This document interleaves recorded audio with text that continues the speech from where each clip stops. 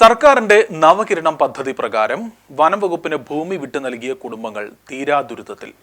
ചാലിയാർ ഗ്രാമപഞ്ചായത്തിലെ 64ഓളം കുടുംബങ്ങളാണ് ഇന്നും ദുരിതം അനുഭവിക്കുന്നത്. 5 വർഷമായി ഇവർ ഇങ്ങനെ ദുരിതത്തിലാണ്.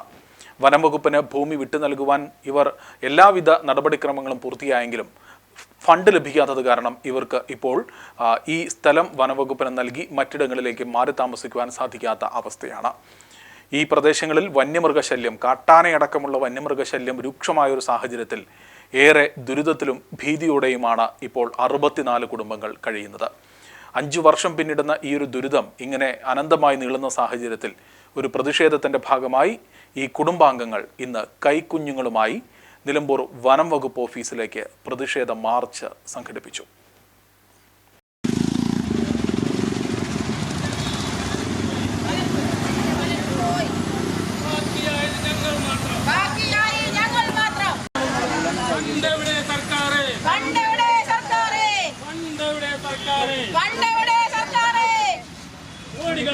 നവകേരളത്തിൽ ഞങ്ങൾക്ക് ഇവിടെ വിലയില്ലേ? ഫണ്ടുകൾ നൽകൂ വനം വകുപ്പിന്. കിട്ടിയ ഫണ്ടുകൾ എവിടെ പോയി? കിട്ടിയ ഫണ്ടുകൾ എവിടെ പോയി? എവിടെ പോയി ധനകാര്യം? എവിടെ പോയി?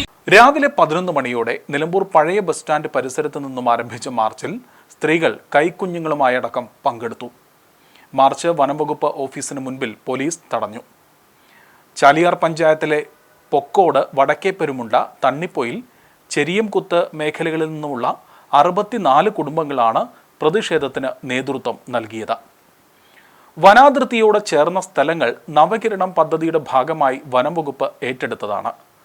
ഒരു കുടുംബത്തിന് 15 ലക്ഷം രൂപ വീതം നൽകാമെന്ന ഉറപ്പിലാണ് 2021 കുടുംബങ്ങൾ ഭൂമി കൈമാറിയത്.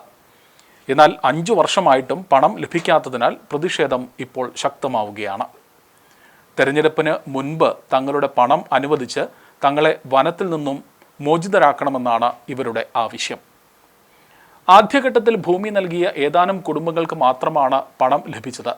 ശേഷിക്കുന്നവർക്ക് ഫണ്ടിലെന്ന മറുപടിയാണ് ലഭിക്കുന്നതെന്നും പ്രതിഷേധക്കാർ ആരോപിക്കുന്നു. കോടികൾ ഓരോ പദ്ധതിക്ക് ചെലവാക്കുന്ന കേരള സർക്കാർ ഞങ്ങളെ പോലെ ഈ പാവങ്ങളെ ഫണ്ടിലെന്നടിക്കുന്നു. അതാണ് ഇതിന്റെ സത്യം. ഈ 60 കുടുംബങ്ങൾക്ക് വേണ്ട പണം കണ്ടെത്താൻ സർക്കാരിന് യാതൊരു ബുദ്ധിമുട്ടുമില്ല. അല്ലാത്തതിനേക്കാൾ കോടികൾ കളയുന്ന സർക്കാർ എന്താണ് ഇതിന് മുതിരാത്തത്? അതുപോലെ ധനകാര്യ വകുപ്പ് ഫണ്ട് വകമാറ്റിയാലല്ലേ ഞങ്ങൾക്ക് ഇതിന് മുന്നോട്ട് പോകാൻ കഴിയും. ധനകാര്യ വകുപ്പ് മുന്നോട്ട് വന്ന് ഇതിനുള്ള ഫണ്ട് മുന്നോട്ട് വെച്ച് റവന്യൂ വകുപ്പിനെ ക്ഷണിച്ച് വനം വകുപ്പിനെ ഏൽപ്പിച്ച് എത്രയും പെട്ടെന്ന് ഞങ്ങൾക്ക് അവിടുന്ന് പുറത്തു പോകാനുള്ള സംവിധാനം ഉണ്ടാക്കി തരണം എന്നാണ് ഞങ്ങൾക്ക് ഇതിൽ ശക്തമായി ആവശ്യപ്പെടാനുള്ളത്. ഭൂമി കൈമാറിയതോടെ വിവിധ സർക്കാർ ആനുകൂല്യങ്ങൾ നഷ്ടമായ അവസ്ഥയിലാണെന്ന് കുടുംബങ്ങൾ പറയുന്നു. അടിയന്തരമായി തങ്ങളുടെ ഭൂമിയുടെ പണം അനുവദിച്ച് ആനകളടക്കം വസിക്കുന്ന വനമേഖലയിൽ നിന്ന് തങ്ങളെ രക്ഷിക്കണമെന്നാണ് ഇവരുടെ ആവശ്യം.